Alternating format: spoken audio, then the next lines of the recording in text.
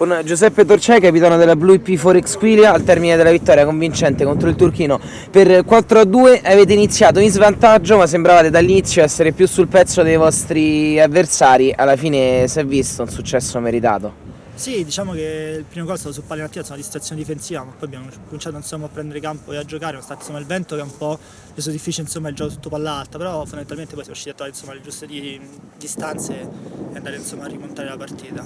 L'abbiamo visto meglio nella seconda parte di stagione rispetto all'inizio, dove avete sofferto tanto, anche subendo tanti gol a volte siete sembrati più solidi anche contro avversari di classifica un po' più alta. In generale c'è qualche rimpianto per una stagione che comunque vi vedrà disputare i play-out, oppure ve l'aspettavate dall'inizio?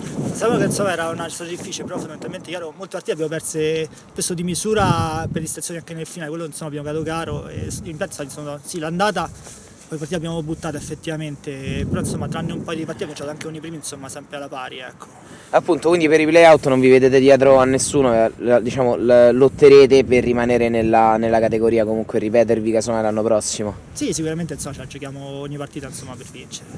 Grazie a Capitan Grazie Torcei. a voi.